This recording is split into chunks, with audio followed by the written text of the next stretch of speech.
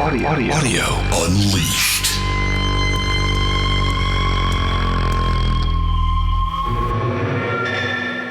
All right, you ready? I'm ready. Enough Grateful Dead discussion. Let's get to the Audio Unleashed podcast as soon as we can. Right. Let's get to it. Okay. So here we are, and we are doing another version of the Audio Unleashed podcast. And boy, the charisma is just dripping off you, pal. Yeah. This is some good radio or whatever it is that we call this now. What are we talking about this week? Audio. Uh-huh. Like, and it'll can be you give me specifics? Unleashed. Yeah. Yeah. Well, the first thing we're going to talk about is an article you turned me on to, which is called, it's in a publication I had not heard of, which is called PMA Magazine, which stands for the Power of Music and Audio. And the title of the article is Class D amplification now better than Class A, B, and Class A? And it's by Robert Schreier, who I believe is also a Stereophile contributor. Ooh. And it's dated May 7th, 2024. And it is a hell of a good article. He interviews 4 different people in the amp biz and gets their opinions about it. And it's really great because there's a wide range of opinion here, and they all basically say that, Class D, can really be good, but the sort of rationales they present are, range from like, oh boy, this guy's just so much got it together, to like, oh God, this same old crap. So we're going to talk about that article, and then we're going to talk about something else, I think, right? Yeah, this is a video that I actually found out about from Reddit, because one of us has to be brave enough to go onto Reddit. This is another video from Passion for Sound, YouTube channel that we have spoken about in the past. And they did another ostensibly blind test. The headline title of this video is, "I convinced 4 reviewers to blind test USB cables." One of the things that stood out to me is that one of those 4 was Randy, aka the Cheap Audio Man. Who we like. So, yeah, like a lot. I love his channel. We cover a lot of the same beats. So, Rising Tides and all that crap. I just think he's a really cool dude. But anyway, so yeah, they tested some USB cables, blind tested some USB cables, and had some results. And I think we've got a lot to talk about there. And actually, I think kind of the least interesting thing to discuss is the results, but we'll get there. And we have some other thoughts as well. That article infuriated me, but I'm not going to tell you why yet. Okay. I'll find out with everybody else. Absolutely had me stewing. So the third thing we're going to talk about is something mysterious that happened. I go to the Darko Audio website in my idle hours just to see what's going on in audio, because I think he probably has the best source of like, hey, what's going on in audio? And when I went to the page, it was, instead of, the normal page with here's all these articles and videos you can go to and blah, blah, and here's some ads. And it was just this manifesto. It was just plain white and with black type and little or nothing else. And you couldn't get to any other pages. I'm just like, what is going on here? Yeah. This is like I was looking at this going like, is this like some kind of audio Unabomber thing? You know what it reminded me of? It reminded me of when Brian launched Wirecutter. Oh, I don't remember that. He just started it with a screen that was like black background, green text, looked like an old CRT monitor, and it was just the manifesto for the Wirecutter. And for weeks, that was the only page that existed at that domain. I don't think I ever saw it, but that's a long time ago. So that was a long time ago. Yeah. But however, I sent you a link to it going like, what is up with Darko? And then you looked at it, and it was back to his normal homepage. So this was, I don't know what was going on. Something mysterious happened, and I don't go to shows anymore, so I can't ask John.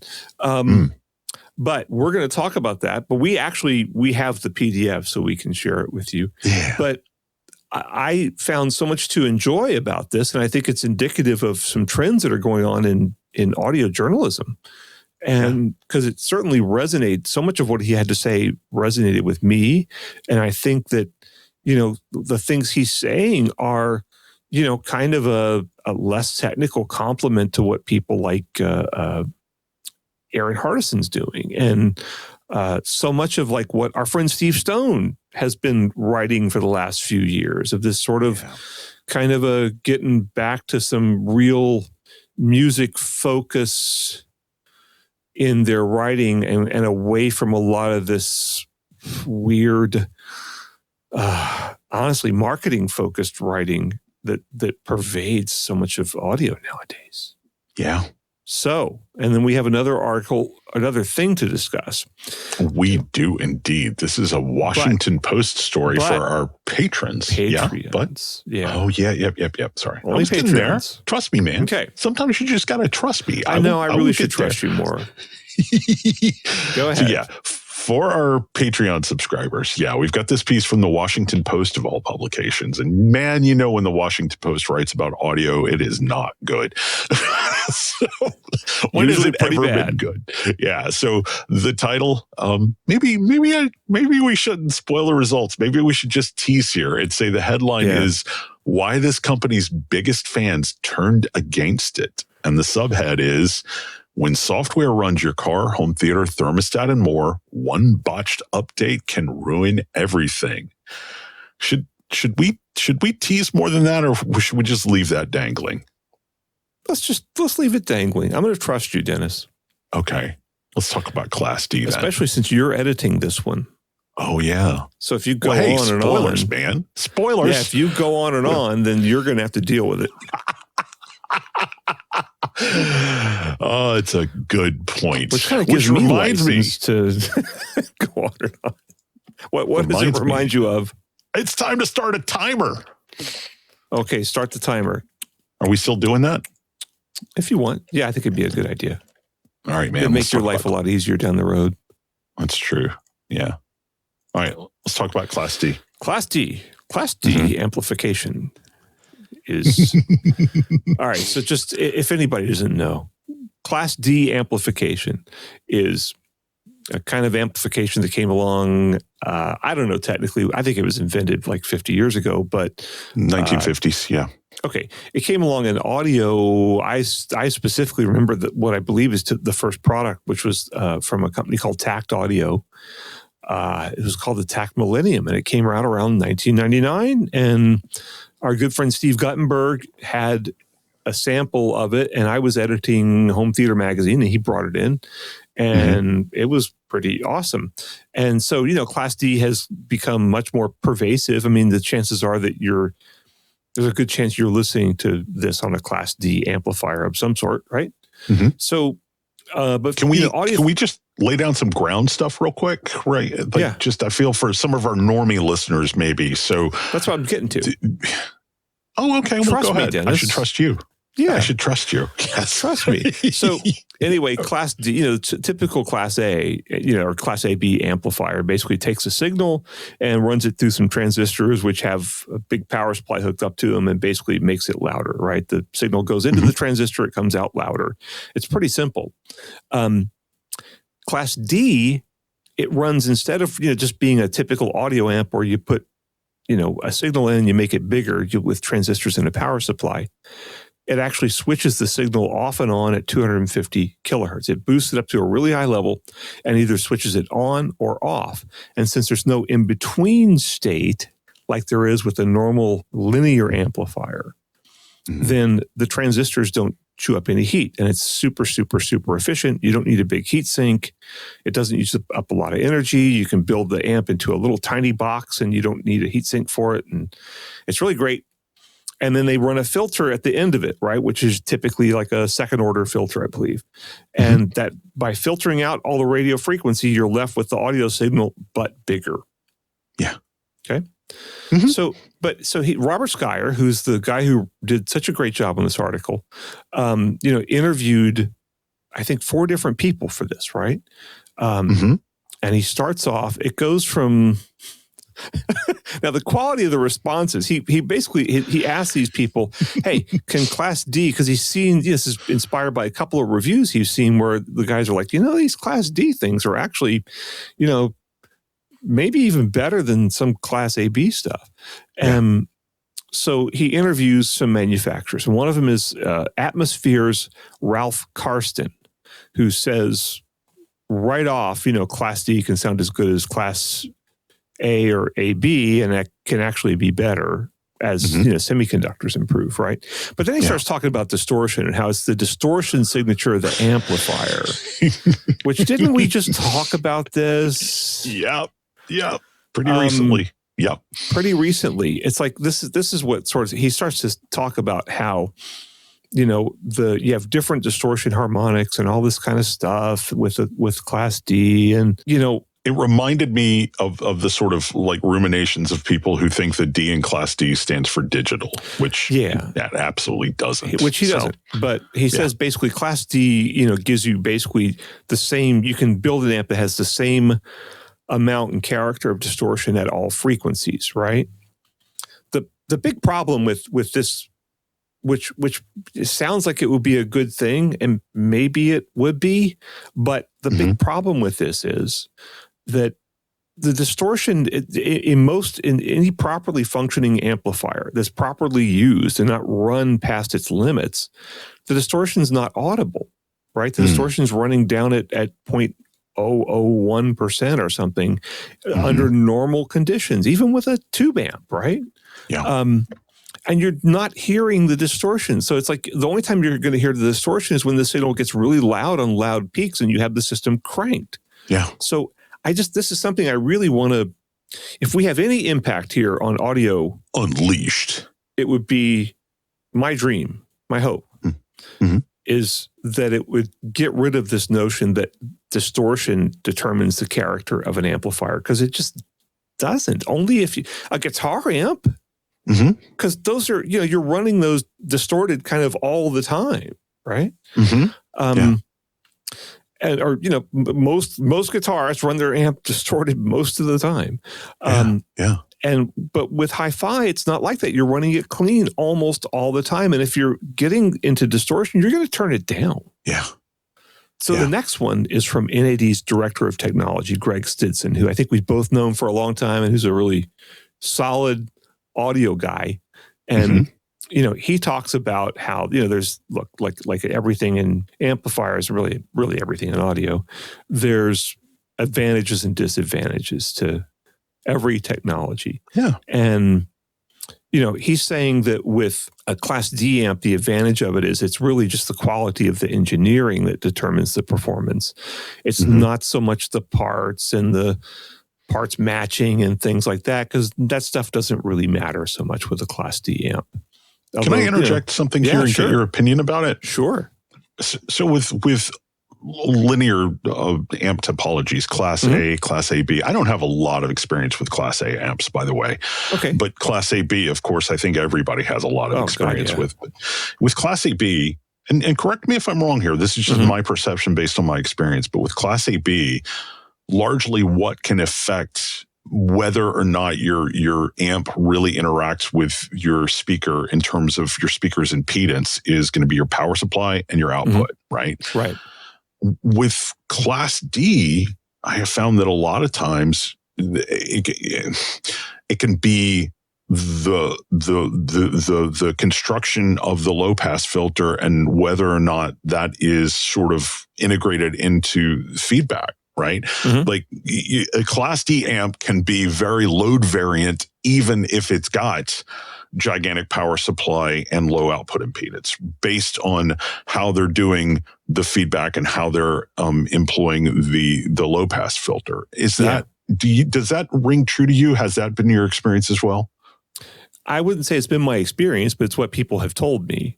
Okay. I think people used to talk about that a lot more 20 years ago. When they were still figuring out how to do these things. Yeah. And, they've designed these things, nowadays you get Class D amps where, the filter's far enough out of the signal to where it doesn't really affect the output impedance significantly at audio frequencies, certainly. So I don't think it's really a problem anymore. The next comment is, from Paul McGowan, who's from PS Audio.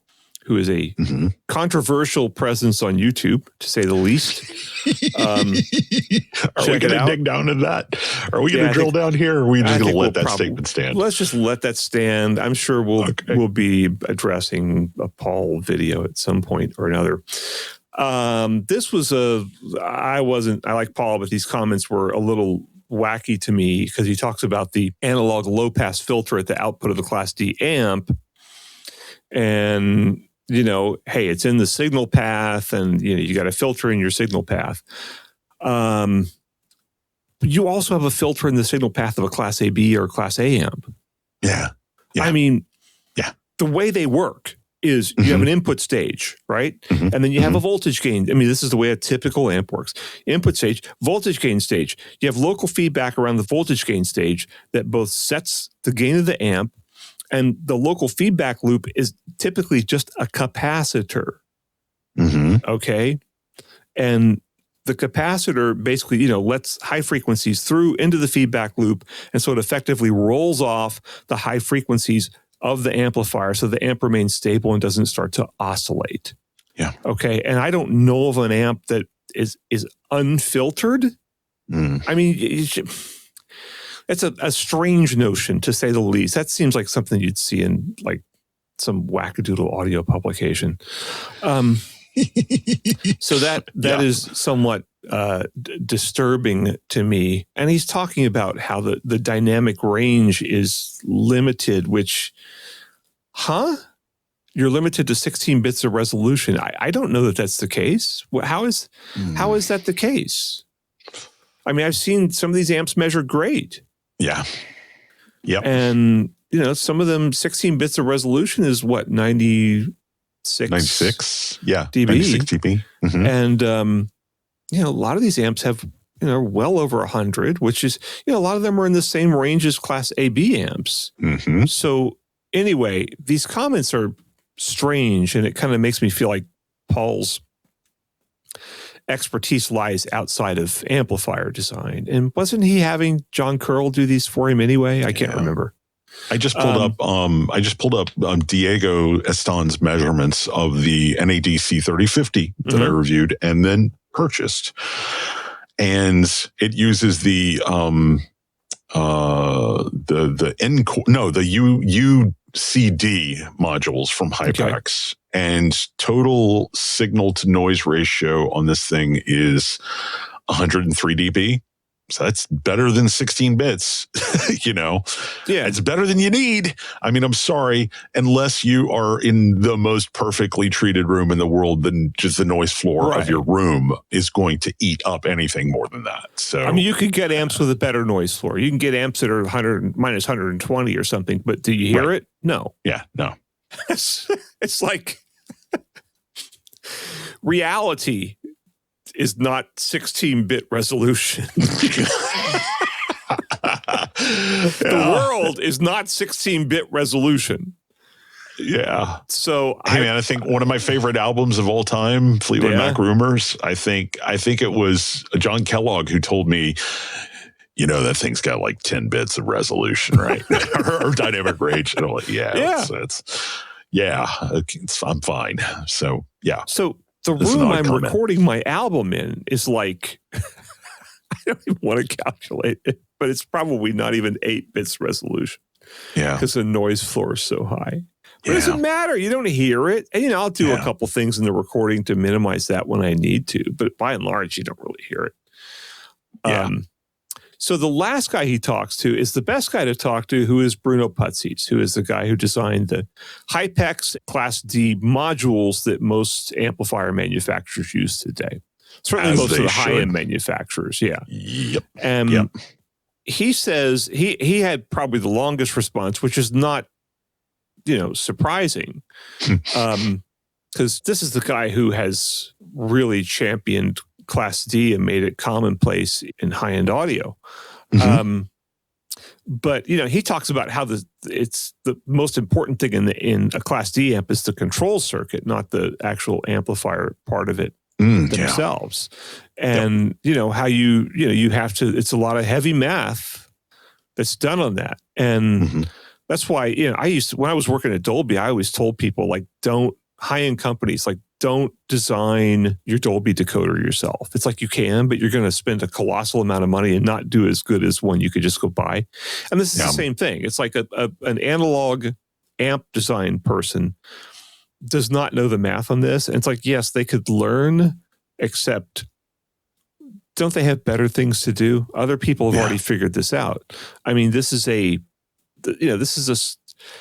to quote, the best quote is at the end, where he says, there is a whole future in front of us with radically improved sound systems. If only the market were ready to accept that the amplifier part is basically a solved problem. Mm-hmm. It's a solved problem. I'd like to back up a little. I wish I had gotten this in before you got that in, because that would have been a great place to quit. But another line that I wanted to draw people's attention to is when he said that on the one hand, Class D modules have turned high-end amplification into a commodity. Agreed. Mm-hmm. On the other hand, it's still de rigueur in the audiophile market to have distinguishing, i.e. homegrown technology. I mean, he's got a good point. If you want to do it right, just get a HyperX module or, a Purify module or anything like that. But then you don't really have a story to tell. You can hang whatever input stage you want on these things. Yeah. Tube, solid state, class, whatever, single-ended. I don't know, megaphone, who knows? Another great point was the thing that says one way to escape from this is for the audiophile market to focus less on separate components. If you want to know what's scaring young customers away, it's the idea that they should suddenly school themselves in amplifiers, DACs, cables, and whatnot before they can buy something that plays quality sound.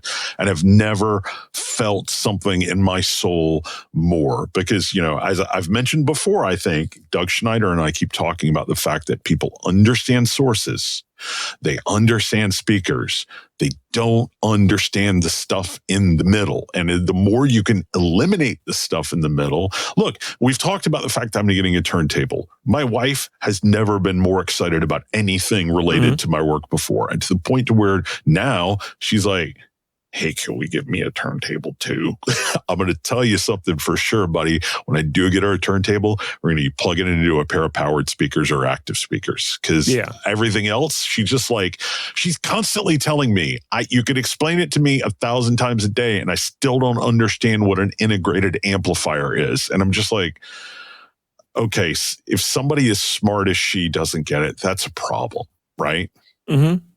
I like that he's addressing that directly and head on and advocating for more simplicity, which is, I think it's brilliant. Yeah. So. And let's not forget, you can use a Class D amp in a powered speaker much more easily than you can use a Class AB amp because there's really no heat to worry about. Mm-hmm. And you can shove it, and they're small, and you can shove them into the enclosure without taking up a lot of space. Yep. And without needing a giant power supply. Or as big of a power supply. And, and plus, then there's also we haven't even talked about the environmental concerns. And if you want to, they're increasing the amount of, regulations in terms of power consumption of electronics. And, Class D's got it all over Class A's, for God's sake. And then certainly Class AB as well. Even Class G, Yeah, sure. All right, buddy. Well, you want to take a break, get some water, wrap it up, come back and talk about blind testing? Oh, yeah. All right. Cool. We'll be right back, y'all.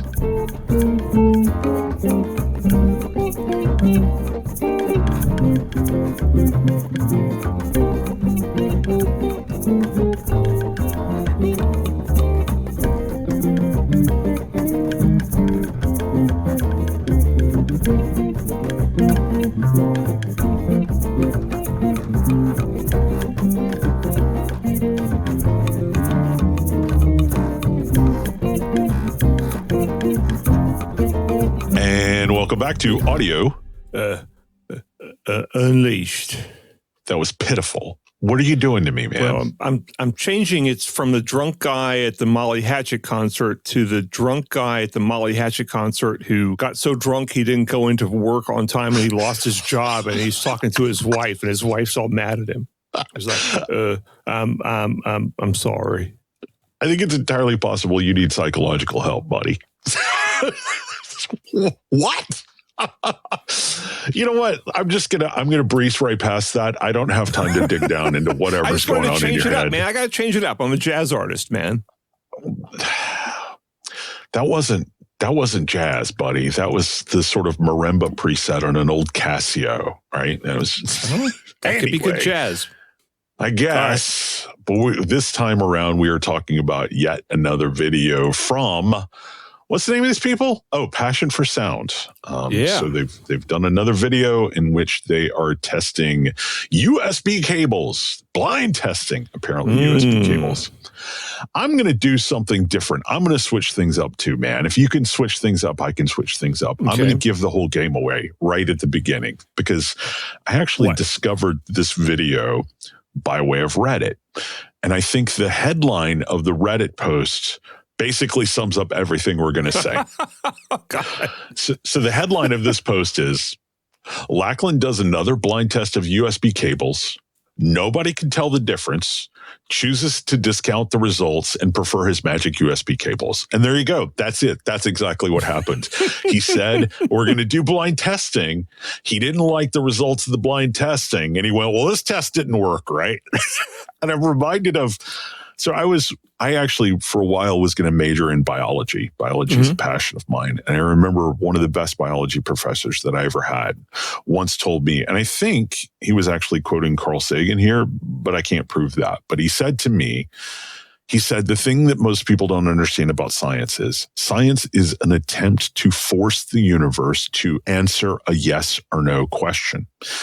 But the thing you have to always accept is that the answer might be no. Yeah.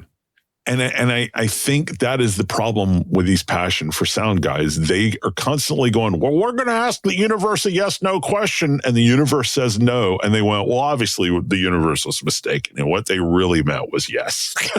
And it's like, why do you keep doing this? Why do you keep doing blind testing if you don't believe in blind testing? You know, do you have any thoughts on why? Is that just a thing now to get cred?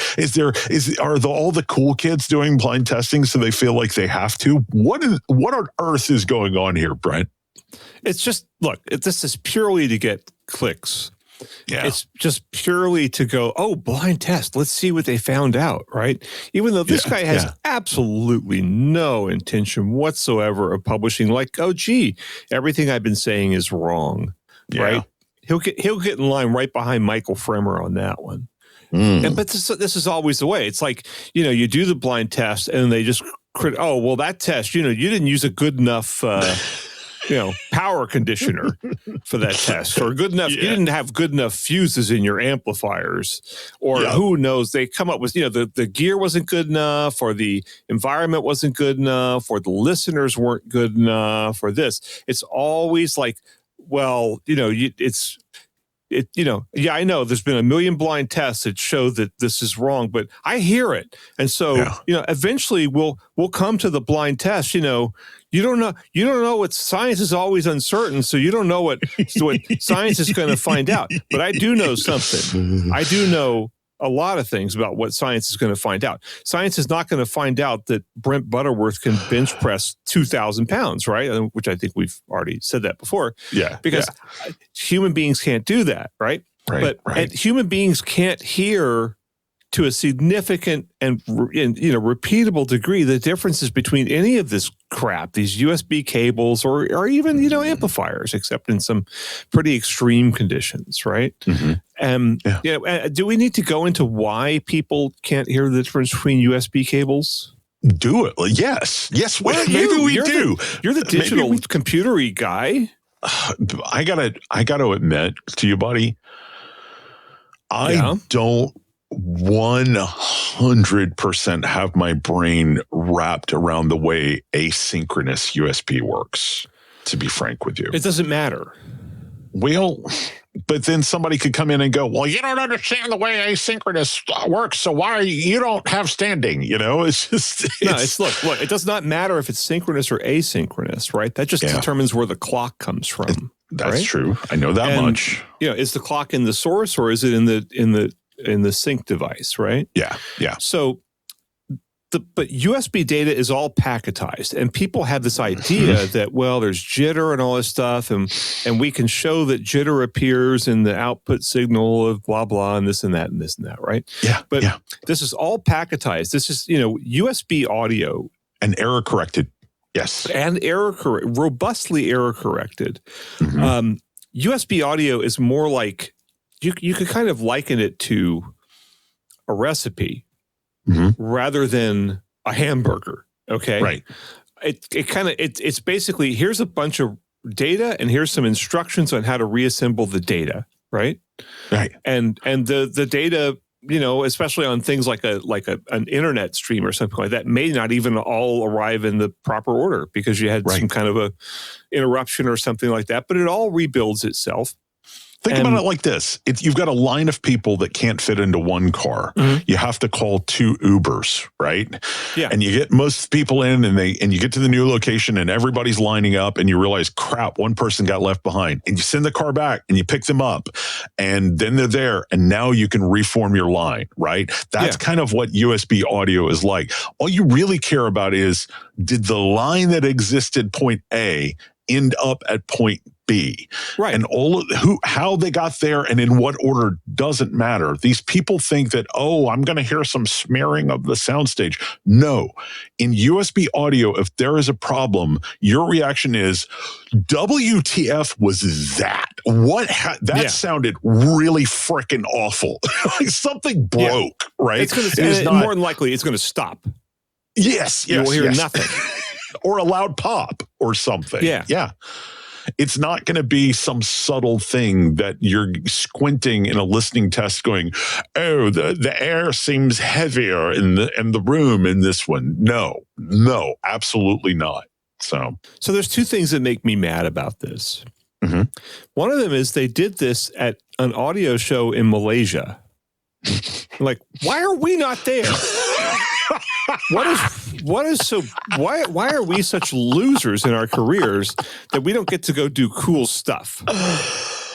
Oh, yeah. And we just sit around our houses testing products. Yeah. So that makes me pretty upset. It's because we're not YouTubers, buddy. Ah, man. I just answered that question. Podcasts don't count? I don't think so. Not yet. Someday. Yeah.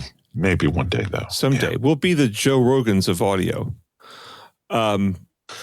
We're just asking questions. I quit. I'm sorry. It's time for a new co-host. You didn't need me anyway. I'm like the Andy Richter here. You don't really need me. You'll get billions of dollars from Spotify. So anyway, and what else makes me furious is that they just go, this has been happening in audio for decades, right? And it's for decades and for such a long time.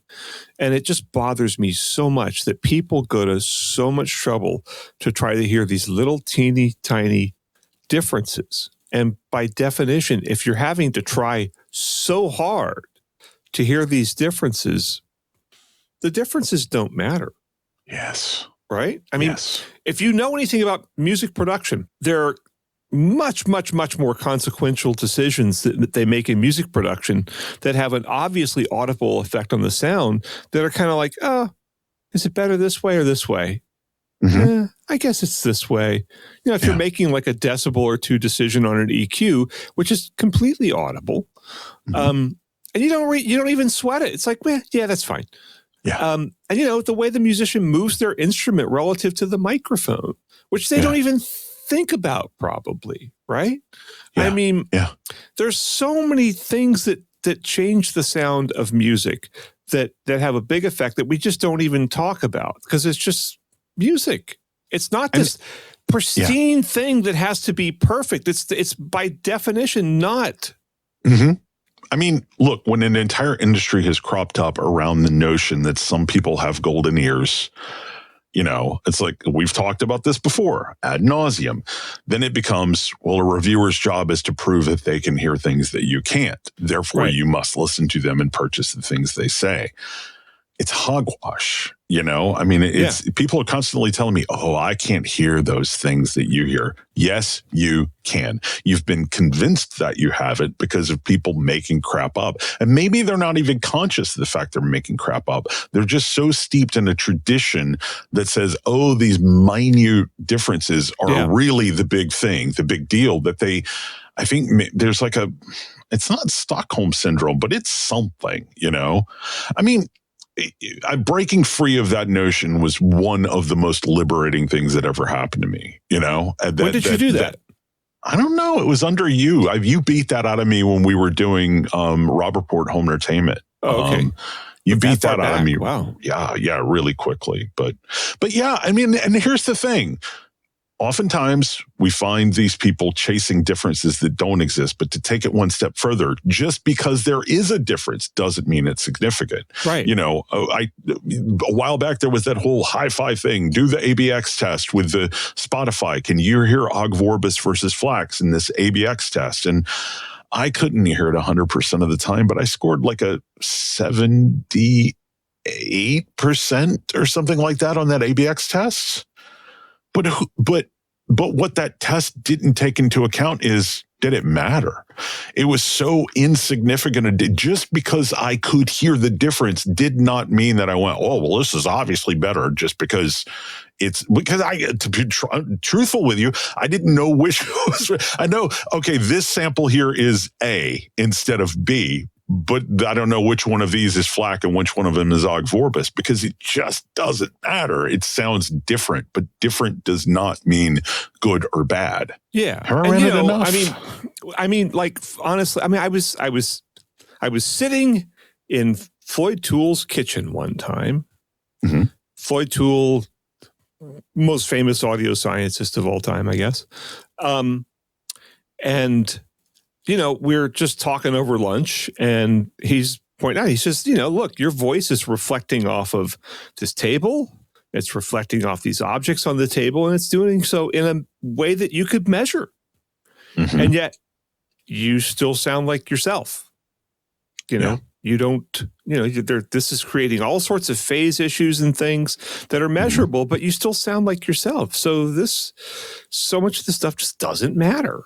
Yeah. And I feel it like they don't understand the art of music if they think this stuff matters so much, because to the musicians it doesn't. And the musicians don't think that way. Musicians don't think, oh my gosh, I want this recording to have lots of inner detail. Okay. And now, granted, maybe like Lynn Stanley thinks that way, the jazz singer who does her own audiophile recordings and sells them for a very high prices. Yeah. And she records them, I think, in capital A, and has all these fancy LA musicians and stuff. And, you know, it's like, does she want to make a recording that has this big ambience and has, you know, lots of inner detail or whatever? Well, yeah, that's how she makes her living, right? But the vast majority of musicians, I would say, all the ones I know except for her, and this includes David Chesky, you know, think of music as like, okay, it's rhythm, harmony, melody, you know, and that's what they're thinking. They're thinking like, okay, I'm putting this rhythm against this harmony, and, you know, these chords and this melody, and we're going to do this there, and we're going to do this there, and we're going to make the arrangement this way, and we're going to have these instruments and blah, blah, blah, blah, blah, blah, blah, blah, blah. And they don't ever for a second think like, oh yeah, inner detail. Microdynamics. We need more microdynamics. That's what the problem. That's how we take this song from good to great. More microdynamics. Oh yeah. You know, I should just start a career as a music producer and just start spewing crap like that, and people will believe it. Yeah. But that it's like music doesn't work that way. I mean, I don't think about music that way at all. And the more I play music, the less I think about that crap. And the more I listen to Deep Purple or something and and I hear all the instruments, and I hear the contributions of the parts of the different instruments, and I hear the tempo, and I hear, you know, are they playing in a consonant matter? Are they playing in a dissonant matter? Or is Richie Blackmore going diddly, diddly, diddly, diddly, diddly, diddly? Or is he playing more melodically? He's probably going to go diddly, diddly, diddly, but it's awesome anyway. And, how does the bass interact with the guitar? And, the vocals. I mean, are the lyrics extra stupid? Yes, they are, because it's Deep Purple. Yeah. But there's an awesomeness in that when Ian Gillan screams, it's just like so mind-blowingly powerful and great. And none of this has anything to do with stupid USB cables. Well, I think that was a pretty good rant, buddy. You want to wrap it up and move on and talk about Darko? Because I got nothing else. You just put an exclamation point. There's nothing more for me to say. You wrapped it up brilliantly. Yeah, Darko next. Stay tuned. All right, we'll be right back.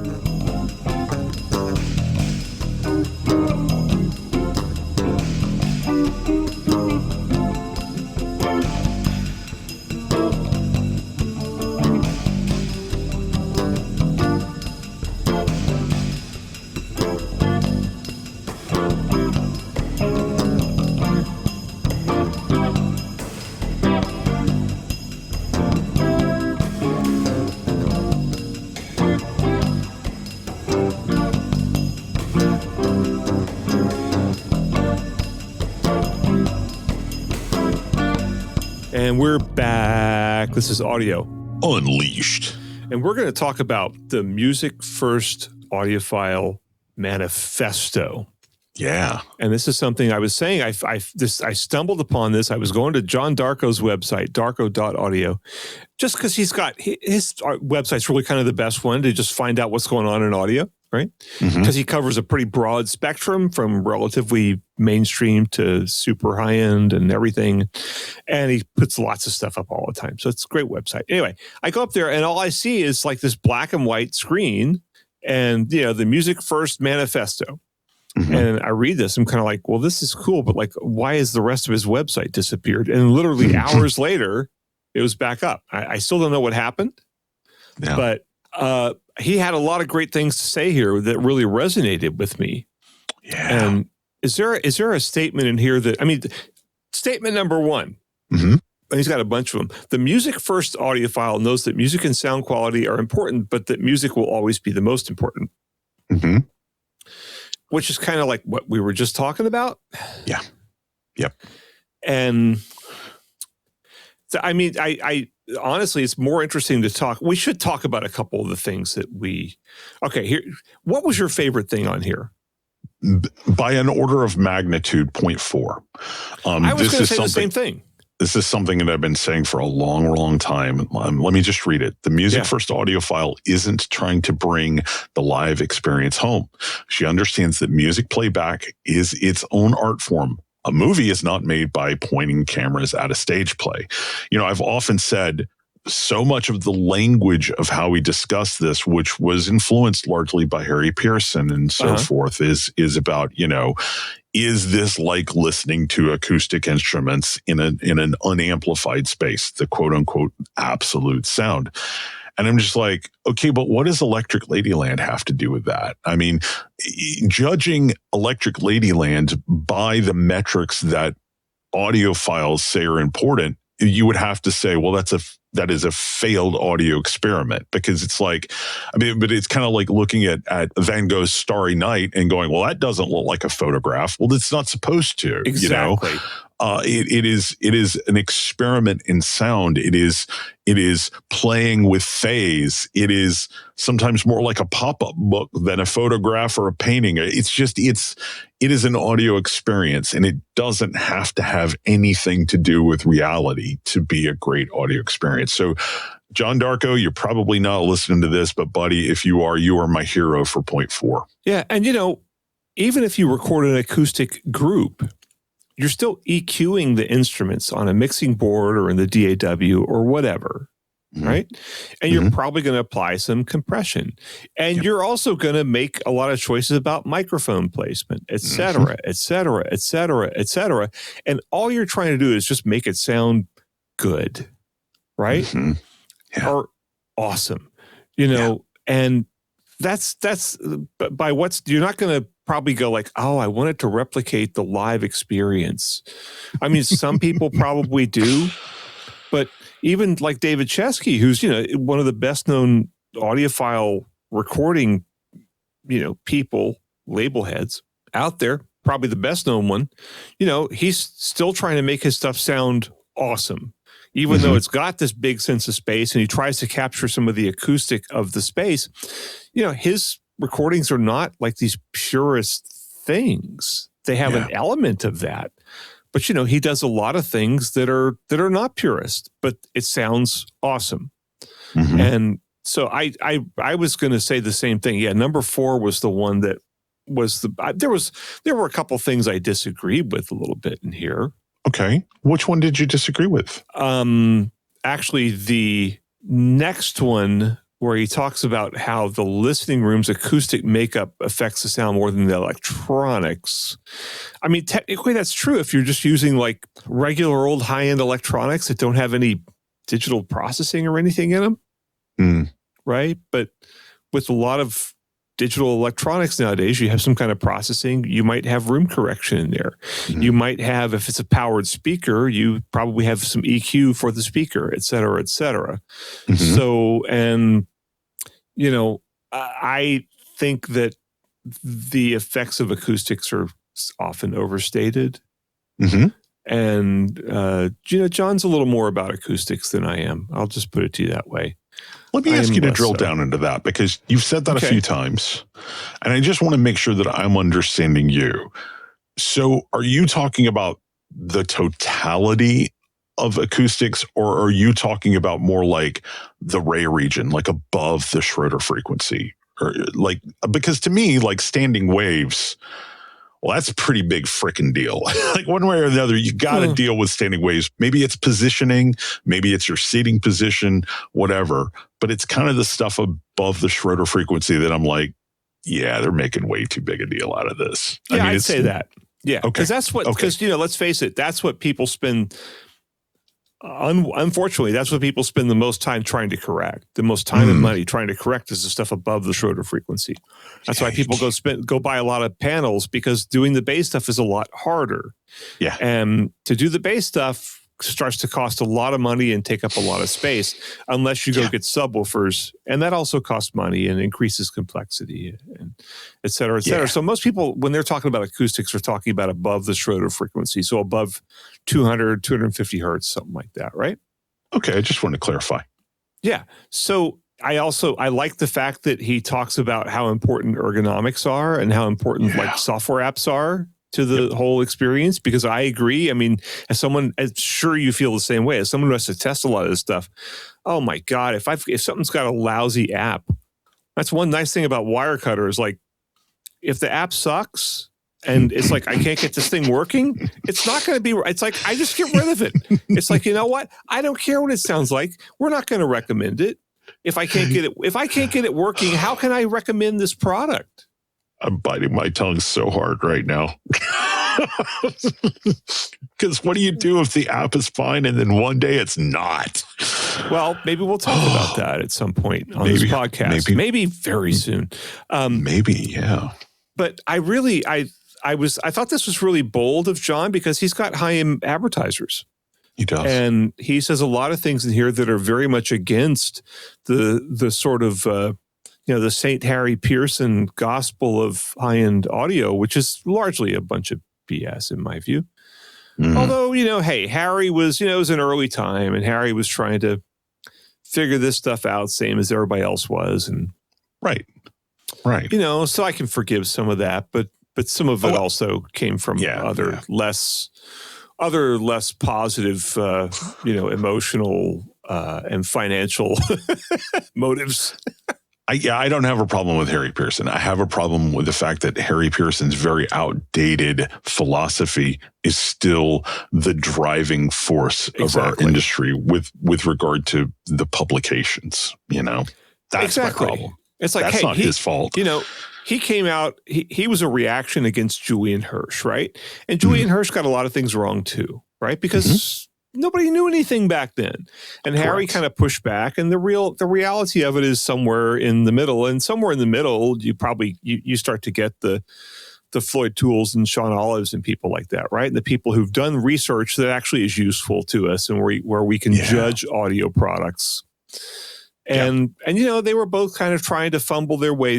Harry Pearson and Julian Hirsch and Gordon Holt and other people were trying to fumble their way towards that. And they kind of got there, but it kind of, I think the whole, that's the thing is like, I get mad about Harry Pearson, who I did meet in person once and did talk to on the phone. He was a lovely guy to talk to.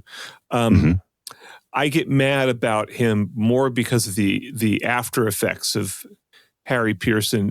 He's kind of like Jesus in that way. Yeah. And that I like a lot of what Jesus said, but I don't like a lot of the way that people have interpreted it. I think we've got our episode title.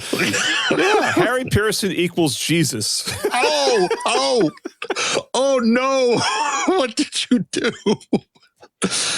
All right, let's get back on track here. I wanted to bring up John's last point really quick, point 10, because I think it sums up everything, and I think this is a good place to stop. The music first audiophile thinks music first, hardware second, format third. And I love that. There's a lot of nuance in this list that feeds into that, but that's really the bottom line. He's giving a list of priorities here for the things we should focus on, which in a funny way, we just talked about this last episode, right? And we sort of came to the same conclusions. If your music is not first, then what's the point? So I really like that. You got anything else to add about this one? I don't. I just recommend that everybody goes and reads it. You may find something to disagree with, but I think it's a good basic philosophy. Or watch the video. He did a video. I didn't see the video. Yes. This is kind of a Sermon on the Mount for audio. Getting so far over the top on my religious references here. I was about to say, you already got the episode title for this one, man. Stop showboating. Let's do some credits. Okay. Right. So we've already established that I'm editing this one and mixing and mastering and all that hoo-ha. And sorry guys, no music this episode. We are both slammed. We've had a lot of travel stuff going on, a lot of personal stuff going on. So we're going to recycle some music, but I'll pick some good stuff. Anything else? Any other credits we need to get out of the way? No. Nothing I can think of. All right, man, that was quick and sweet. Rock on. All right, well, everyone who's not a patron, thank you so much for joining us. You guys are the reason we do this. And patrons, stick around. We got one more for you. Bye, everybody. Bye.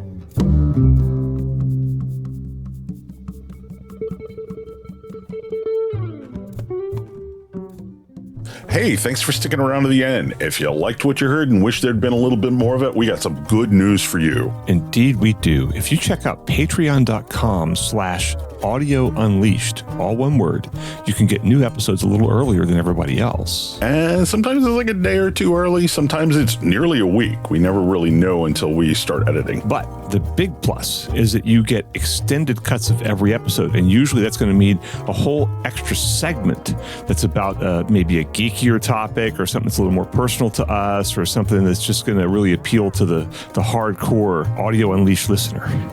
Yeah, what it boils down to is if you're somebody who would support Audio Unleashed on Patreon, we're going to make sure the bonuses to every episode are really aimed straight at your interests. Yeah, and so if you want to hear these segments, you can subscribe to our Patreon for $3 a month, which is less than I spend every single day on my cup of coffee when I go to Starbucks to write my boring articles. Yeah. One more time with that URL, that's patreon.com/Audio Unleashed. Or Audio Unleashed. Yeah. Thanks. Thanks, everybody.